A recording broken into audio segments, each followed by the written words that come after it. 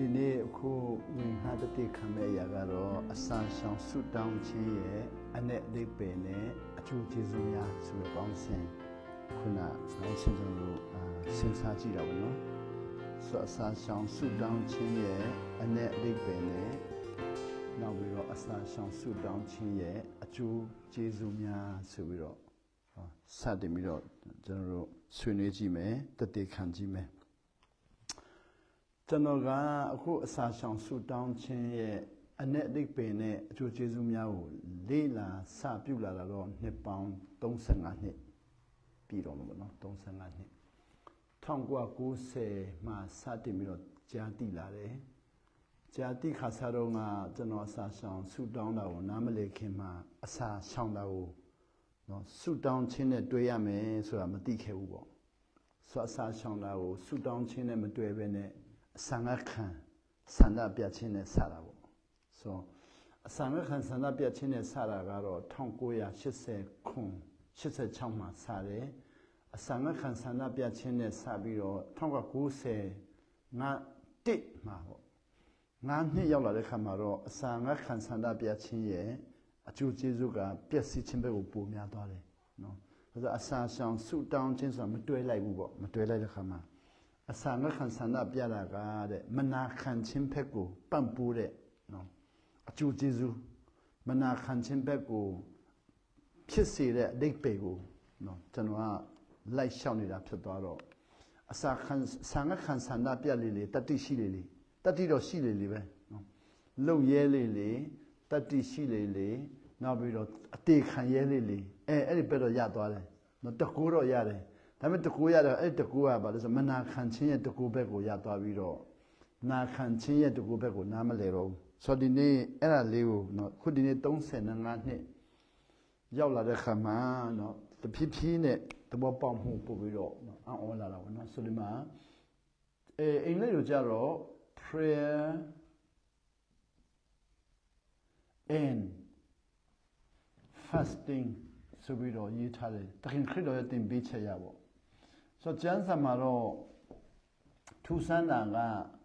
prayer and fasting လို့နော်ကျွန်တော်တို့နော်မလေ့လာကြဘူးလူတွေကနော်အစာရှောင်ခြင်းအဲ့လိုလေ့လာတဲ့လူရှိတယ်နောက်ပြီးတော့ဆုတောင်းခြင်းအဲ့လိုလေ့လာတဲ့လူရှိတယ်ဆိုတော့ကျွန်တော်ကျမ်းစာလိုလေ့လာတဲ့ခါမှာအစာရှောင်ခြင်းကိုတတ်ဆုတောင်းခြင်းကိုတတ်အဲ့လိုလဲတွားကြတာပေါ့ဆိုတော့ကြတဲ့ခါမှာကျွန်တော်ကျမ်းစာကိုတွေ့တဲ့ခါမှာလဲနော်ကပ္ပဦးကျမ်းမောရှိပထမစာအုပ်ကနေစကြည့်တဲ့ခါမှာနော်ကျွန်တော်တို့အစာရှောင်ခြင်းဆိုတာကိုလူတွေကအဲ့လိုပဲပြောကြတယ်နော်အစာရှောင်ခြင်းနဲ့ဆုတောင်းခြင်းအဲ့လိုမပြောကြဘူးဆိုတော့ဒီဟာကိုအခု prayer and fasting ကိုမြန်မာလိုဘာသာပြန်မယ်ဆိုရင်ဘယ်လိုပြန်မလဲဆိုတော့မြန်မာလိုကတော့ပြောင်းပြန်ဖြစ်သွားတာပေါ့နော်မြန်မာလိုအစာရှောင်ခြင်းနဲ့စတယ်ဆိုတော့ဒီဘက်ကပြောင်းပြန်ပေါ့နော်အစာရှောင်ခြင်းနောင်းပေါ့နှင်းဆုတောင်းခြင်းဆိုတော့အစာရှောင်ခြင်းနဲ့ဆုတောင်းခြင်းအဲ့လိုဖြစ်သွားတာပေါ့ချင်းလိုဘာသာပြန်မယ်ဆိုရင်လေနော်ပြောင်းပြန်ပေါ့ roll ut nạp lễ xả dẫm nạpဆိုပြီးတော့ချင်းဆိုတာကနောင်ဖြစ်တဲ့အတွက် nạp နဲ့ယူရတာပေါ့နော်ဆိုဒီမှာဒီမှာအဲ့တော့ကျွန်တော်ကဟိုတုန်းကနားနဲ့ကြားဘူးတယ်နားနဲ့ကြားဘူးပြီးတော့နားနဲ့ကြားဘူးတာကတော့1990မှာစကြားဘူးပြီနော်ဆိုနားနဲ့ကြားဘူးတာကိုတွက်မယ်ဆိုတော့53နှစ်ကြာသွားပြီပေါ့နော်53နှစ်ဆိုကြားဘူးတာကတော့အစာရှောင်ဆုတောင်းတဲ့လူတွေရဲ့တသက်ခံချက်ကိုကြားဘူးတယ်ဒါမဲ့ဒါတွေကသူတို့ကြားဘူးတာကိုလက်တွေ့အသုံးမချတဲ့ခါမှာအဲ့လိုပဲနော်ကြော်သွားတာပေါ့ဆို1992ခုနှစ်မှာအဲ့ဒါကိုနားနဲ့ကြားတာပေါ့ကြားနာခဲ့တယ်ကြားနာခွင့်ရတယ်ကြားနာခွင့်ရတဲ့ခါမှာကျွန်တော်တို့ကအဲ့တော့ကြားနာတော့ကျွန်တော်နားလေတာကနော်အသက်ငယ်တဲ့ချိန်လည်းဖြစ်မယ်ကျမ်းစာလည်းနားမလဲဘူးတန်ရှင်တဲ့ဝိညာဉ်တော်လည်းဆက်သွယ်မရှိသေးတဲ့ခါမှာတ တို့တက်တေခန္ဓာတွေတို့ကြားတဲ့ခါမှာဘလို့နားထောင်တယ်လဲဆိုနော်အစာဆောင်ဆူတောင်းခြင်းဟာတဲ့တို့အော့ဘွယ်လုံနိုင်ခြင်းအဲ့လိုမျိုးပေါ့နော်တဘောတရားတော့နတ်ဆိုးကိုနော်မောင်းထုတ်နိုင်ခြင်းဆိုနတ်ဆိုးမောင်းထုတ်တာလည်းကြောက်တယ်လေနော်အဲ့တော့နတ်ဆိုးမောင်းထုတ်တာကြောက်တဲ့ခါမှာကိုကြောက်တဲ့အလုပ်ကိုသွားလုပ်ရမယ်ဆိုတော့အဲ့လိုနေပါစီနော်တို့မောင်းထုတ်ခြင်းမောင်းထုတ်ပါစီနော်ကျွန်တော်တို့ကတော့ကြောက်တယ်နေပါစီဆိုကျွန်တော်တို့မလုံနိုင်တော့အရာကိုလုံနိုင်ခြင်းဆိုတဲ့နော်ကျွန်တော်ယနေ့အမိရာတုံးပြတယ်ဘာလုပ်ရမလဲဆိုလှုပ်ခြင်းပေါ့ဘာလုပ်ရမလဲလှုပ်ခြင်းနဲ့နားလေတဲ့ခါမှာသူတို့ကအစားဆုံးသိခံလို့ရမလှုပ်နိုင်တာလှုပ်နိုင်တယ်နော်ဟိုညမှာတင်းချဲမှာသွားဆူတောင်းရဲတယ်အဲ့လိုမျိုးပေါ့ဆိုကျွန်တော်အစားဆုံးဆူတောင်းတင်းချဲကိုသွားတယ်ဆိုတင်းချဲကိုလည်းသွားရဲတယ်ကျွန်တော်ညတင်းချဲကိုလည်းမသွားရဲဘူးနော်နောက်ပြီးတော့ဟိုနတ်ဆိုးလည်းမတွေ့ရဲဘူးသူကနတ်ဆိုးလည်းတွေ့ရဲတယ်ဆိုလုံနိုင်မလုံနိုင်တာကိုလုံနိုင်ခြင်းနော်လုံခြင်းရဲ့ထဲမှာနိုင်နော်လုံခြင်းထဲမှာနိုင်ဆိုတဲ့နော်အရာကိုထည့်ပြီးတော့နားထောင်တာပေါ့လုံနိုင်ခြင်းပေါ့ဆိုလုံနိုင်ခြင်းနားထောင်တော့ကျွန်တော်မလုံနိုင်နေပါစီအဲ့လိုနဲ့ရွှေ့ခဲ့တာပေါ့ရွှေ့ရင်နဲ့1986အထိရောက်လာတဲ့ခါမှာ86မှာတော့ကျွန်တော်တို့လှုပ်ချင်စိတ်ပေါ်လာပြီနော်မြန်မာနိုင်ငံဆွဲကိုနိုင်ခြင်းတယ်မြန်မာနိုင်ငံဆွဲမှာရှိတဲ့ကြီးကဲတွေကိုနိုင်ခြင်းတယ်ဥနေဝင်းကိုလည်းဖြုတ်ခြင်းပြီးမကြိုက်တော့ဘူးမဆလမြန်မာဆိုရှယ်လန်စစ်ပါတီကိုလည်းမကြိုက်တော့ဘူးတကယ်လို့ဆိုစနစ်ကြောင့်မဟုတ်ဘဲနဲ့နော်လူရဲ့ဖရာသခင်နဲ့ဆက်သွယ်မရှိခြင်းကြောင့်မိမိဆန္ဒပြည့်ဝအောင်ကြိုးစားတဲ့သားတွေတအားပျက်စီးတာကိုလူသားတွေအပျက်စီးဆုံးဟာတဲ့နော်အရက်ကြောင့်မဟုတ်ဘူးဆေးလိပ်ကြောင့်မဟုတ်ဘူးမူရစ်ဆေးဝါးကြောင့်မဟုတ်ဘူးကျွန်တော်တို့ကအဲ့ဒါအရက်ကြောင့်ပျက်စီးတယ်ဆိုတော့အရက်ကိုလက်ညှိုးထိုးတယ်မူရစ်ဆေးဝါးလက်ညှိုးထိုးတယ်ဘိန်းကိုလက်ညှိုးထိုးတယ်ဆေးလိပ်ကိုလက်ညှိုးထိုးတယ်နောက်ပြီးတော့လူတွေကိုလည်းသူ့သားသမီးကြောင့်ဆိုတော့ကျွန်တော်လက်ညှိုးထိုးတဲ့ຢာတွေအားလုံးဟာနော်ပန့်ပိုးသူအဆင့်ပဲရှိတာတကယ်ကမိမိအလိုဆန္ဒပြေဝခြင်းသောကြောင့်ပျက်စီးတာနော်လူသားတွေကမိမိအလိုဆန္ဒကိုနော်ပြေဝဖန်ဖို့အတွက်ကြိုးစားအားထုတ်မှုနဲ့နော်ကျွန်တော်ဖြတ်လန်းပေါင်းစုံလိုက်တော့တာဆိုလူသားတွေပျက်စီးခြင်းကြောင့်ရမိမိအလိုဆန္ဒပြေဝဖို့အတွက်နော်ဆိုတော့မိမိအလိုဆန္ဒကိုပြေဝစေဖို့အတွက်တဲ့နော်မိမိအလိုဆန္ဒပြေဝစေရန်နော်ကျွန်တော်တို့ကထိုက်တန်သောတန်ဖိုးမပေးခြင်းဘူးထိုက်တန်သောတန်ဖိုးမပေးပဲဖြတ်လန်းနဲ့ရချင်တာပေါ့ဖြတ်လန်းပေါင်းစုံနဲ့ဖြတ်လန်းပေါင်းစုံနဲ့ဖြင့်ကြိုးစားခြင်းကနေပြီးတော့ကျွန်တော်တို့ပျက်စီးခြင်းရောက်လာတာပေါ့ဆိုတော့ဖြတ်လန်းပေါင်းစုံမိမိလိုဆန္ဒကိုပြေဝဖို့ရန်ကြိုးစားခြင်းအပြင်မိမိလိုဆန္ဒပြေဝစေခြင်းတဲ့ခါမှာပျက်စီးခြင်းပေါင်းစုံကိုရောက်သွားတယ်ဆိုတော့အဲ့မှာအစာရှောင်ဆုတောင်းတာကိုလည်းအဲ့ညမှာထည့်ပလိုက်တာပေါ့အစာရှောင်ဆုတောင်းခြင်းကိုလည်းကျွန်တော်တို့ကမိမိအလိုဆန္ဒပြေဝစေမဲ့ဖြတ်လန်းတစ်ခုထဲမှာသွားထည့်ပလိုက်တယ်သွားထည့်လိုက်တဲ့ခါမှာကျွန်တော်က86မှာတော့အဲ့ဒီဟာကိုစတင်ပြီးတော့ပြန်တုံးလာတာအတိတ်တရားဘာဖြစ်သွားတယ်လဲဆိုတော့ကျွန်တော်ကအစာရှောင်ဆုတောင်းခြင်းကိုသဘောမပေါက်ဘဲနဲ့အစာငတ်ခံဆန္ဒပြခြင်းကိုရောက်သွားတာပေါ့အစာငတ်ခံပြီးတော့အစာငတ်ခံဆန္ဒပြခြင်းတဲ့ဆိုဆန္ဒကိုပြတာပေါ့ဒီမှာမိမိလိုဆန္ဒကိုပြတာပေါ့အစာငတ်ခံဆန္ဒပြခြင်းတဲ့ကျွန်တော်တို့အဲ့တော့ဆန္ဒပြခြင်းဆိုအဲ့ဒီပြန်နားမလဲဘူးနော်ဆန္ဒပြတယ်ဆိုအဲ့ဒီပြန်နားမလဲဘူးဆန္ဒပြဆိုမိမိဆန္ဒကိုပြတယ်ဆိုတော့နားမလဲဘူးနော်စကလုံးတစ်လုံးပဲထင်တာပေါ့ဆန္ဒပြတယ်ဆိုအပြင်ထွက်ပြီးတော့အော်ဟစ်ပြီးတော့ကြွေးကြော်ပြီးတော့မကြိုက်ဘူးဝချောင်းနေဝင်မကြိုက်ဘူးမြန်မာဆိုရှယ်လန်စစ်မကြိုက်ဘူးမြန်မာနာဆွာမကြိုက်ဘူးနော်ဒီမိုကရေစီကြိုက်တယ်အဲ့လိုမျိုးပဲဆန္ဒပြတယ်ထင်တယ်ဆိုတော့မြန်မာစကလုံးဆန္ဒပြခြင်းဆိုတာမိမိရဲ့ဆန္ဒကိုပြတ်သားနေတာဆိုမိမိဆန္ဒပြတ်သားဖို့အတွက်ဖြတ်လန်းပေါင်းများစွာလိုက်တဲ့နေရာမှာ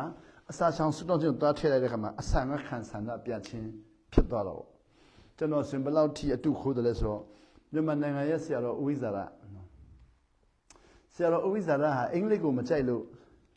သမင်းမစားဘဲနဲ့နော်အင်္ဂလိပ်ဒီရဲ့အစာရှောင်ဆုတောင်းခြင်းကိုသူကယူပြီးတော့ဆန္ဒခံဆန္ဒပြတာဆိုတော့ကျွန်တော်တို့အင်္ဂလိပ်ကျမ်းစာမှာတော့မြန်မာမှာတော့အက်စတာကနော်3ရက်စာရှောင်တာနော်အာဟာရှုရရှင်ဘင်ကြီးကို ပြောင်းလဲစေတယ်ပေါ့ဆိုတော့မြန်မာနိုင်ငံလည်းအစာရှောင်ရင်အင်္ဂလိပ်အစိုးရပြောင်းလဲစေမယ်ဆိုတော့နော်အမြင်ရှိမှာပေါ့ဒါပေမဲ့အခုကျတော့အက်စတာ3ရက်စာရှောင်တာအင်္ဂလိပ်ဘယင်အမောရှုရစမင်းထန်တို့ရှောင်တာမဟုတ်ဖယားသခင်ထန်တို့ရှောင်တာဒါပေမဲ့မြန်မာနိုင်ငံကျတော့အင်္ဂလိပ်စီကိုဆံခံပလိုက်တာဆိုတော့ဥပဇာရကအဆံခံဆန္ဒပြတဲ့ခါမှာရက်ပေါင်း139ရက်ကြာတာပေါ့ရက်139ရက်139ရက်ဆန္ဒခံဆန္ဒပြပြီးအင်္ဂလိပ်ကသူ့ကိုတောင်းပန်တယ်တဲ့ဆန္ဒခံဆန္ဒမပြဘူးနေ့တိုင်းသူ့ကိုတောင်းပန်တယ်သူကလည်းလုံးဝရှုံးမပေးဘူးဆာမစားဘူးနေ့တိုင်းတောင်းပန်ဆောင်ပြီးနောက်ဆုံးသူတည်တော့မစင်လေးကနော်ဆေးထိုးပြီးတယ်ဗီတာမင်ပေါ့အာဟာရအသက်မတည်အောင်အာဟာရထိုးပြီးတယ်ဗီတာမင်ထိုးပြီးတယ်အဲ့ဒါမဲ့သူမစားဘူးအာဟာရထိုးဗီတာမင်ထိုးလို့မစားဘူးနောက်ဆုံးကျတော့သူ့ပါစက်ကလုံးဝမထဲတော့ဘူးအပြင်ကနေပန့်ပွင်းနဲ့139ရက်ကြာတဲ့ခါမှာတည်သွားတာပေါ့နော်ဆိုတော့ကျွန်တော်တို့လည်းအဲ့လိုပဲလုပ်မယ်ဆိုတော့နော်တခါလဲဆာခံဆန္ဒပြတာကျွန်တော်ကြတော့ရက်နဲ့မဟုတ်ပဲနာရီနဲ့153နာရီတော့ခွင့်ရတယ်ဆိုတော့153နာရီတော့တဲ့ချိန်မှာနော်ဘုရားသခင်ကကျွန်တော်ကိုတရှင်တော်ကကူညီလိုက်ပြီဆိုတော့153နာရီမှတော့တက်ရသွားတာပေါ့အဲ့တော့မနေ့3နာရီမှတော့တက်ရသွားတယ်အဲ့ဒီအစံခံဆန္ဒပြရင်တိမ်မယ်ဆိုတော့နော်ဟိုရသွားတာပေါ့ဆိုတိမ်မယ်ဆိုတော့ကျွန်တော်ကအစာဆောင်ဆူတောင်းခြင်းကိုနားမလဲတော့လဲဆူတောင်းနေတယ်နော်အဲဆိုဆံခံဆန္ဒပြကြောက်စိတ်ကများလာပြီဆိုတော့ဆူတောင်းနေရဆိုတော့တကယ်ဆိုတော့အစာဆောင်ဆူတောင်းခြင်းကိုနော်မနာခံခြင်းမှာတော့တုံးနေတာနာခံခြင်းကိုနားမလဲတဲ့အတွက်အစာဆောင်ဆူတောင်းခြင်းမနာခံခြင်းမှာတော့တုံးတော့တိမ်မယ်ဆိုတဲ့ဟာရသွားတော့အဲ့ဒီ153နာရီပြည့်တဲ့အချိန်မှာနောင်တက်ရတယ်ဆိုတော့နောင်တက်ရတယ်နောင်တက်ရပြီးတော့ဆူတောင်းတယ်ဆူတောင်းတော့ဘုရားသခင်ကကျွန်တော်ကို156နာရီမှအဖြစ်ပေးတယ်နော်ဆိုတော့3နာရီပဲကြာတယ်မနေ့3နာရီမှဆူတောင်းတယ်မနေ့6နာရီမှဘုရားကအဖြစ်ပေးတယ်ဆိုတော့အဖြစ်ပေးတော့ဘုရားသခင်အဖြစ်ပေးတယ်လို့နားမလည်ပဲနဲ့လက်ခံလိုက်တယ်နာခံလိုက်တယ်နာခံတဲ့နေ့ဆက်ပြီးတော့ခုဒီနေ့ထိတဖြည်းဖြည်းတော့ကောင်းကြည့်ရတာပေါ့ဆိုအဲ့ဘုရားကအဖြစ်ပေးတဲ့နောက်မှနော်ဘာဖြစ်လာတယ်လဲဆိုတော့ကျွန်တော်ဆန္ဒပြည့်ဝတဲ့ဘက်ကိုသွားလို့မရတော့ဘဲနဲ့ဘုရားသခင်တို့တော်ဘက်ကိုကြွေခွင့်ရသွားတာပေါ့ဆိုတော့အဲ့ဒါနေနဲ့စပြီးတော့တရားက1989မှာနော်ဒီလိုပြတာဆန္ဒပြတာနော်ဟော sorry 88မှာ1988မှာဒီလို156နာရီနော်ကျွန်တော်စာဆောင်တာ February လမှာပေါ့ဆိုတော့88 February မှာဆန္ဒပြပြီးတော့နောက်ပိုင်းကျတော့ဘုရားကကျွန်တော်ကိုခေါ်ပြီးတော့1990ရောက်တဲ့ခါမှာတော့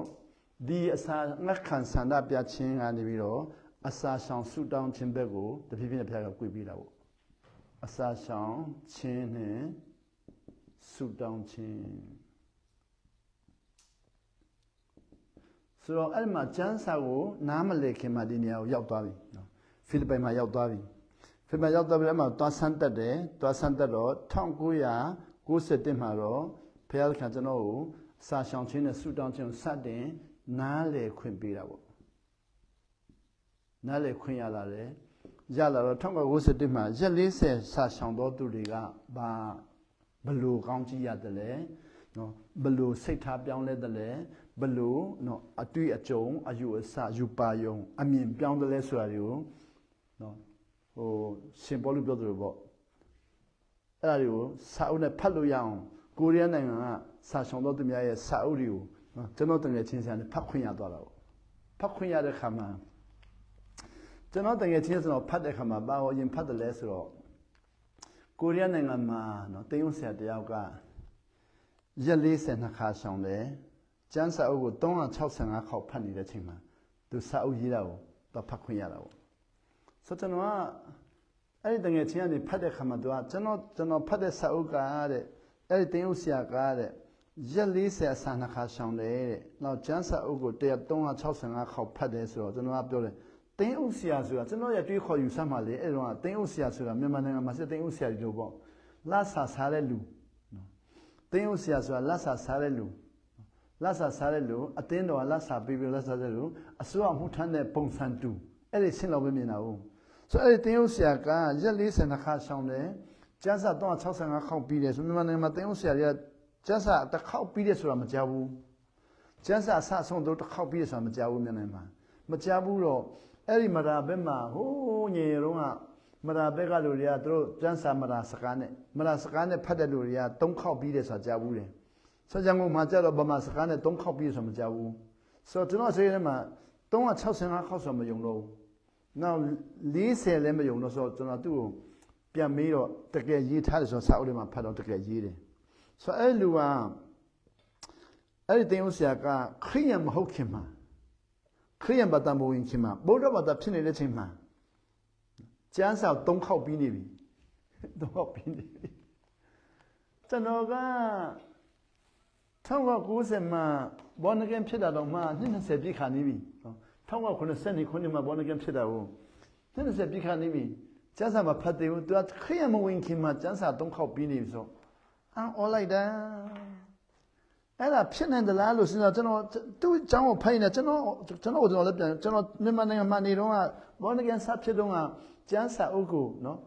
ချင်းလို့ရေးခဲ့ရင်ဒါမှမဟုတ်လောက်တူးလို့ရေးခဲ့ရင်ဖြစ်နိုင်တယ်သူကကိုရီးယားလို့ဖတ်တာကိုဖြစ်နိုင်တယ်နော်ကိုရီးယားသူ့ကျမ်းစာကိုကိုရီး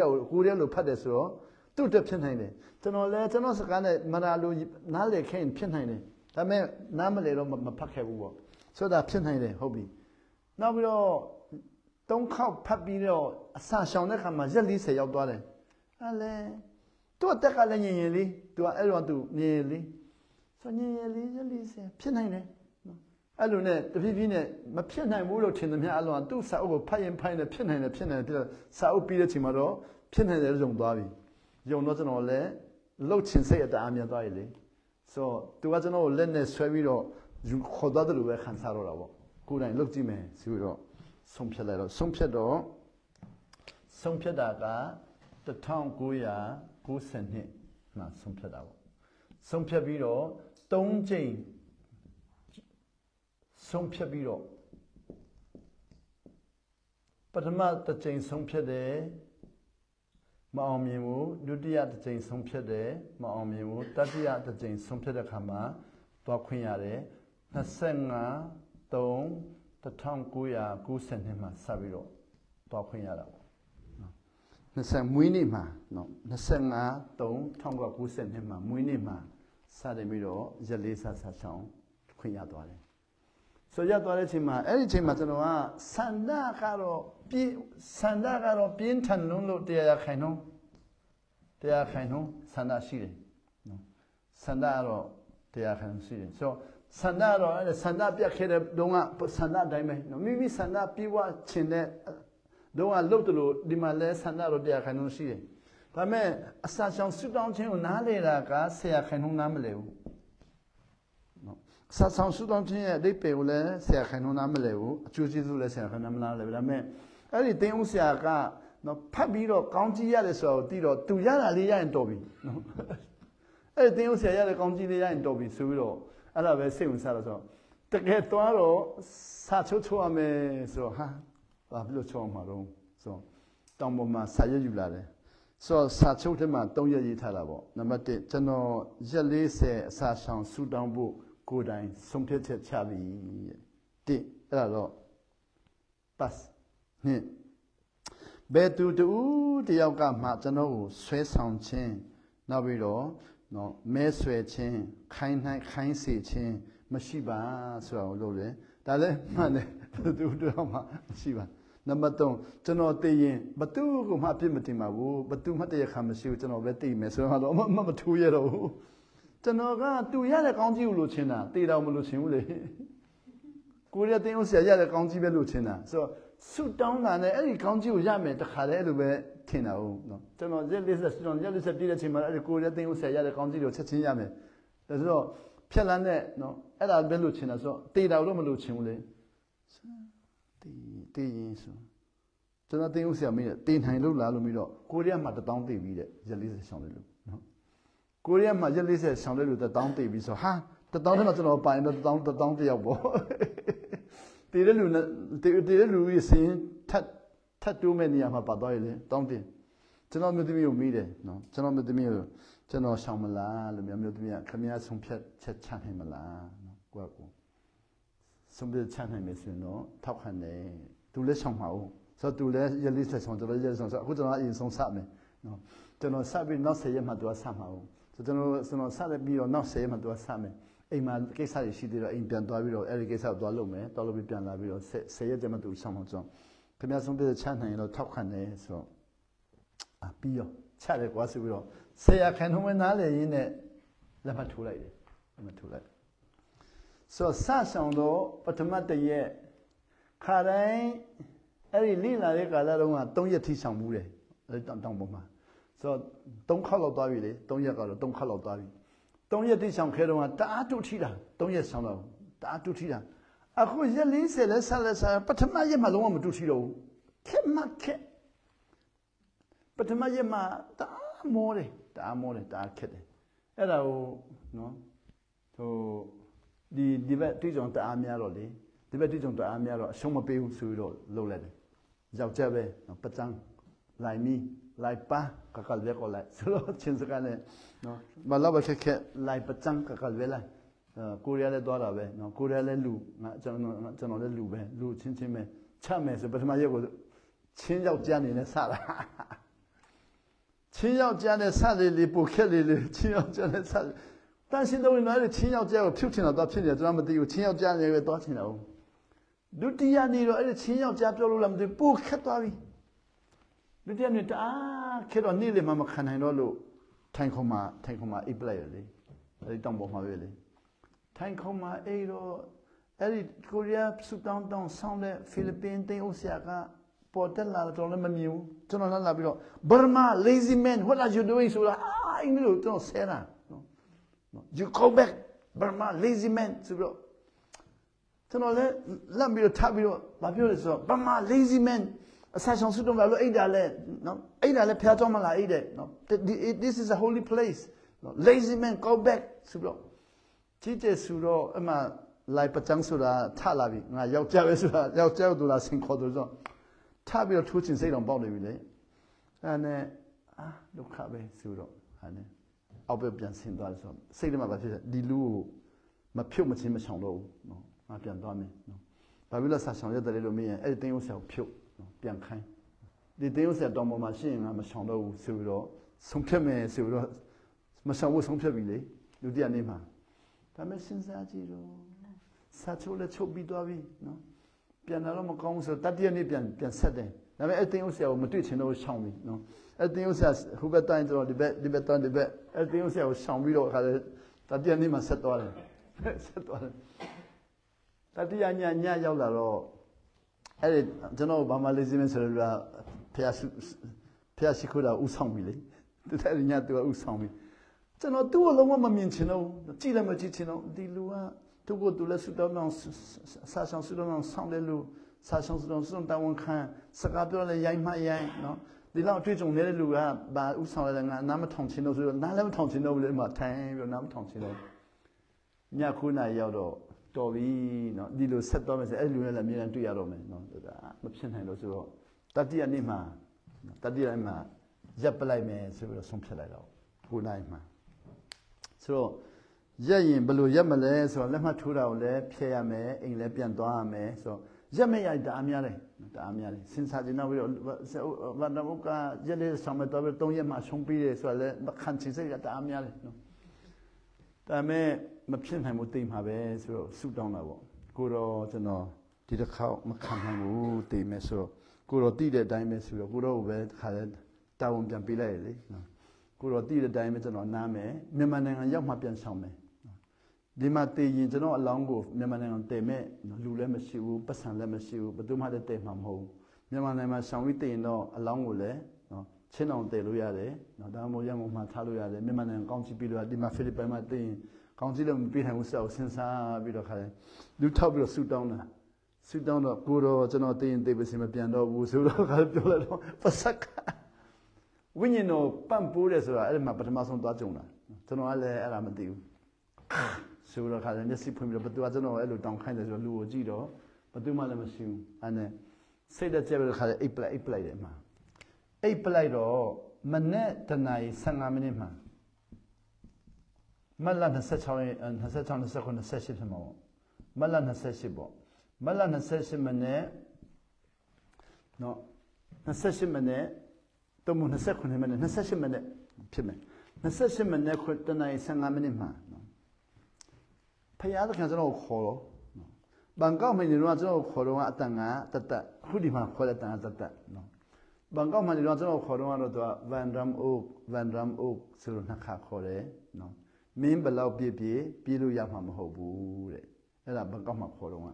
Not a happy and Hore, Van Atanga to do Van Ram Oak, mean below Bibi, Bilu Yamamo. Name Van Ram Uxuda, Halu, Hakasaka and Tambide. Now we know Hakalu Sematoro, mean below Bibi, Bilu Yamamo, Sabamalule, Tambide. Sabamariatano, Vana Uno Hoda, Banya Behola. Banya Ulo Van Ram Ulu Hore, Dame Bamalubian Pioso. Any man had them home to know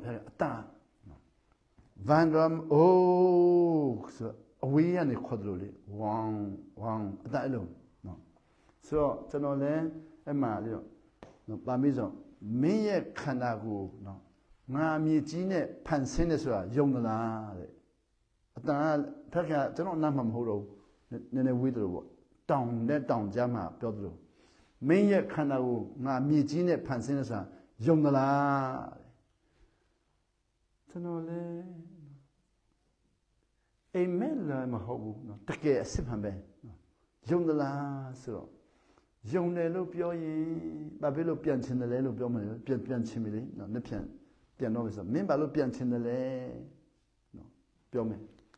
Mayombu, Lupion Balo Sala Chandele, Lumime, so. Hello, since I did my Pasaka, young Malaguro, so Biolabi. I never do a block hammer deep young. And a meal in it. Manelina, my tomb of my W. Eba. So,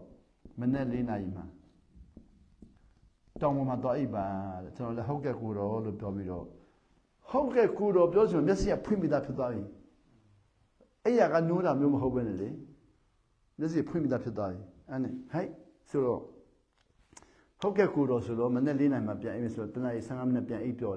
Manelina did pianure, pianure tare, taradom of my. So Elian is Sabiro, no. Elima, Elliot Twitch on the other Saudi Italian, Italian, Elbow Semadoro, Elian is Sabiro, a sound Sudan Chin, no. Sasan Sudan Chin, no, a day pay. Now below, Sasan Sudan Chin, a Jesu. Now we know a Sasan Chin, no. Ye Chebo. Ye Chedio, the P. No. Mia don't my Nale. Nale Mia Yalla. Now by no Mia Tina. Sasan Sudan they pay and they pay Mia Nale. Now the something at Jujizu and Jujizu Mia Tina Lele. Sasan Sudan take your chair and ye chemia. Mia Nale, Kuro. Mia Nale. Nale. Dinimaro, don't send a don't hit.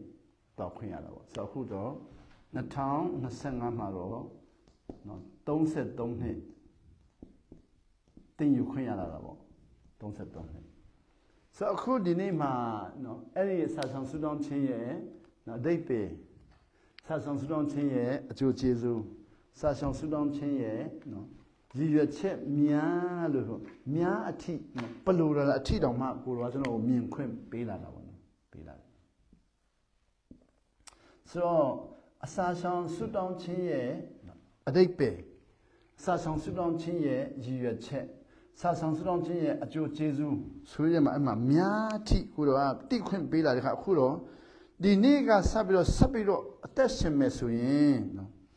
Who Luriaro Bioli Side, Sauba Uga, no, Nepponte and said, testing me look Biole, Luria Bioli Side. No, Ella do Kanaka be a major. Sauba U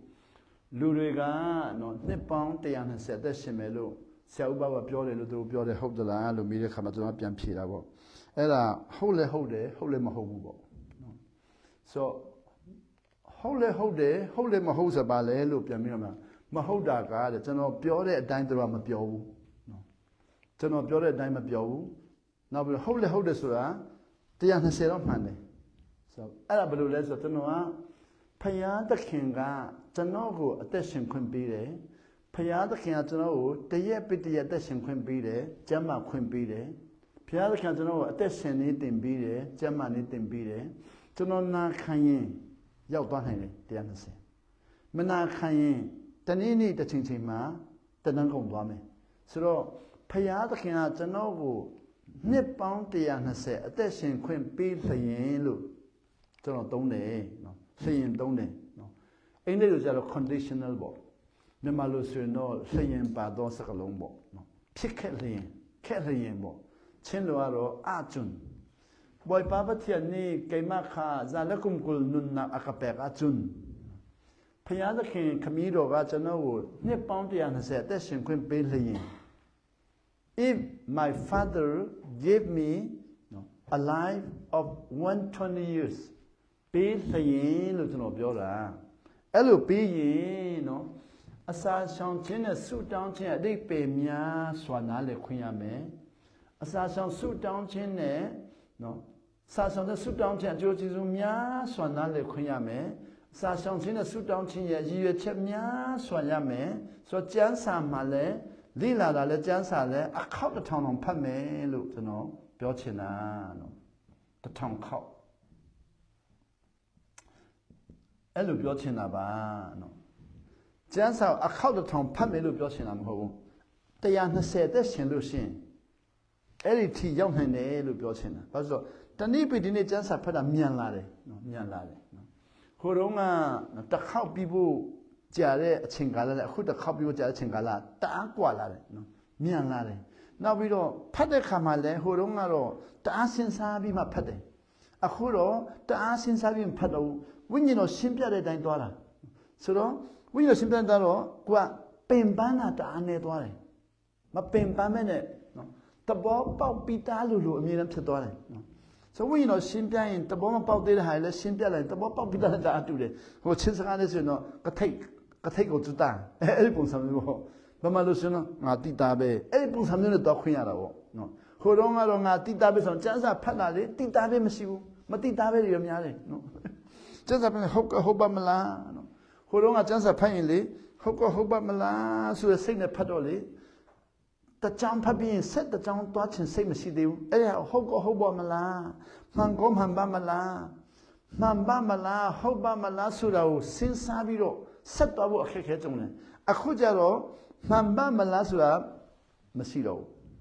ဟုတ်ပါမလားဆိုတာလည်းမရှိတော့ဘူးကောင်းရဲ့လားဆိုတာလည်းမရှိတော့ဘူးအခုချိန်မှာတော့နာခံခြင်းစိတ်များလုံးတော့လေတိတာပဲ